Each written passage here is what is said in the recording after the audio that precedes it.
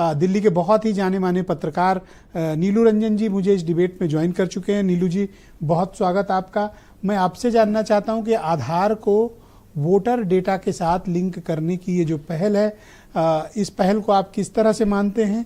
ये चुनाव की शुद्धता, निष्पक्षता और पारदर्शिता को लेकर जो प्रश्न चिन्ह बार बार खड़े होते हैं, क्या ये पहल उसको एड्रेस कर पाएगी या नहीं? देखिए, ये बहुत हद तक जो शिकायतें हैं विपक्ष की और लोगों की जो शंकाएं हैं वोटर लिस्ट को लेकर के, वो बहुत हद तक उसको दूर कर देगी, पूरी तरह खत्म कर देगी। वो उसके लिए और कुछ कदम उठाने पड़ेंगे। एक सबसे पहले जो समझने वाली बात है कि जो आधार का डाटा और जो वोटर लिस्ट का डाटा है वो दोनों लिंक नहीं हो रहा है। वो वेरिफिकेशन के लिए सिर्फ आधार के डाटा को यूज किया जाएगा। इंटरफेस होगा एक एप्लीकेशन जहां पे वो वेरिफिकेशन होगा। जैसे आप बैंक में जाते हैं, बैंक के पास आधार का डाटा नहीं होता है, लेकिन आपके फिंगरप्रिंट के माध्यम से, आपके आईरिस के माध्यम से वो चेक कर लेता है कि आप वही हैं। या डिजी यात्रा में जब जाते हैं तो एयरपोर्ट के पास आधार का डाटा नहीं होता है, लेकिन आधार से लिंक जब आप करते हैं उसको, तो जैसे ही आपका चेहरा देखता है, वेरीफाई करता है कि हाँ ये वही आदमी है और सही आदमी है ये। तो ये प्रोसेस को सुविधाजनक बनाने का काम है। अब बात रही कि जो सबसे बड़ी जो शिकायत अभी आ रही है वो डुप्लीकेशन की आ रही है और वोटर जो डिलीशन की आ रही है, एडिशन की आ रही है।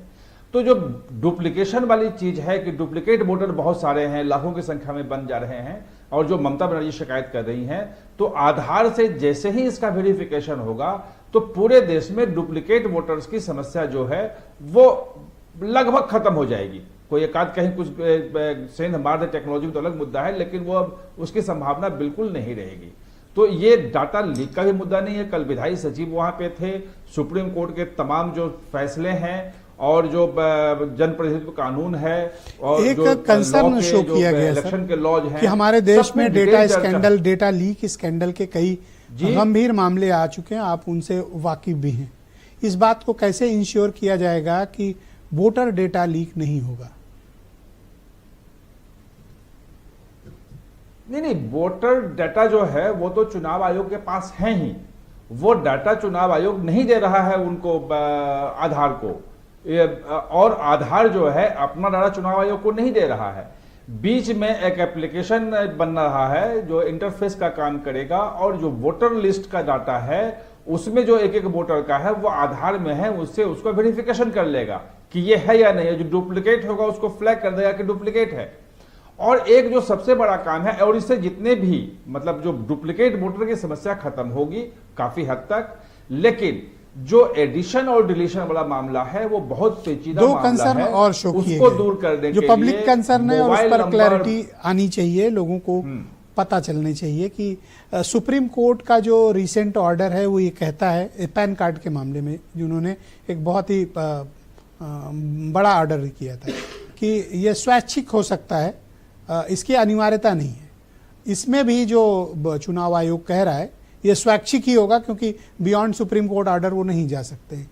लेकिन इसमें एक बात कही जा रही है कि अगर आप स्वैच्छिक तरीके से अपना आधार कार्ड का डिटेल्स नहीं देना चाहते वोटर आईडी कार्ड में, तो आपको इसके बारे में स्पष्टीकरण देना पड़ेगा। ये क्लैरिफिकेशन की जरूरत क्यों चुनाव आयोग को चाहिए? मैं नहीं देना चाहता तो मुझसे स्पष्टीकरण क्यों मांगे? नहीं, देखिए ऐसा नहीं, कल इस पे डिटेल में चर्चा हुई थी बैठक में, जहां तक मेरी जानकारी है, और उसमें ये आया था कि जो जनप्रतिनिधित्व कानून की धाराएं हैं वो साफ कहती हैं कि वोटर किसी को आईडी देने के पहले चुनाव आयोग का ये काम है कि उसको वेरीफाई कर ले कि वो सचमुच में है या नहीं है। उसके लिए पहले तरह तरह की चीजें होती थी कि ग्राम सभाएं बताती थी, कोई प्रधान लिख देता था, उसके बाकी जितने दूसरे जो सर्टिफिकेट होते थे, आईडी होते थे, उससे वेरिफिकेशन होता था। लेकिन अब उन्होंने कहा है कि चूंकि हमारे पास यहाँ भारत में कोई रह रहा है, इसका सबसे बड़ा हमारा डाटा जो है आधार है, और आधार से अगर वेरीफाई करते हैं तो सुप्रीम कोर्ट का ऑर्डर जो है इसमें कोई बाधा नहीं बनता है। सर, बहुत बड़ी तादाद में ऐसे आरोप लगाए जाते हैं कि इस देश में घुसपैठियों के, रोहिंग्यास के, तमाम और गलत तरीके से भारत आए लोगों के आधार कार्ड बन चुके हैं। तो अब तो उनको वोटर होने की मान्यता हो जाएगी, जबकि भारत सरकार कहती है कि आधार कार्ड होने का मतलब नागरिकता नहीं होती है। देखिए, आधार कार्ड होने का मतलब यह है कि बहुत सारी सुविधाएं, सिर्फ वोट देने का अधिकार नहीं, बहुत सारी सुविधाओं के आप जो है हकदार बन जाते हैं। आप पासपोर्ट बना सकते हैं, राशन कार्ड बना लेते हैं, तमाम चीजें आप बना लेते हैं। लेकिन वो उस डिबेट में अगर आप जाएंगे तो फिर आपको 2009-2010 में जाना पड़ेगा, जब पी चिदम्बरम गृह मंत्री थे और उन्होंने कहा था कि जिस ढंग से आधार बन रहा है वो गलत बन रहा है, फर्जी वोट आधार बनेंगे और इसे आप रोकिए। लेकिन मैं तो कहता हूं सर कि पहले आधार का खुद का वेरिफिकेशन हो जाए और फिर उसको वोटर के डेटा के साथ कनेक्ट किया जाए और लोगों को एक क्लैरिटी दी जानी चाहिए, स्पष्टता, एक एक सवाल कि ये सवाल, ये जवाब, ये कंफ्यूजन, ये जवाब। क्योंकि जब तक इस देश के नागरिकों को आप विश्वास में नहीं लेंगे, अपोजिशन पार्टियां भी सवाल उठाएंगी और हमारे आप जैसे पत्रकार भी सवाल। तो इसलिए जब भी इस तरह की कोई घोषणा हो, फुल प्रिपेयर्ड होके आए, हाफ कुक्ड नहीं, प्रेस कॉन्फ्रेंस करके 4 लाइन के बता के नहीं सर। नहीं, देखिए, मैं बिल्कुल कर रहा हूं कि जो वोटर लिस्ट है वो किसी एक पार्टी, विपक्ष और सत्ता पक्ष की नहीं है। हाँ। उसकी शुचिता पूरे लोकतंत्र के लिए और पूरे प्रणाली के लिए बहुत ठीक कह रहे हैं आप। इसीलिए मैं कह रहा हूं कि अगर आपको आधार कार्ड को अगर आपको ठीक करना है कि उसमें डुप्लीकेसी नहीं हो, तो सारी पार्टियों को तैयार होना चाहिए। वीरेंद्र जी भी आ गए डिबेट में, रजिस्टर फॉर सिटीजनशिप बने और उसके आधार पर, हाँ,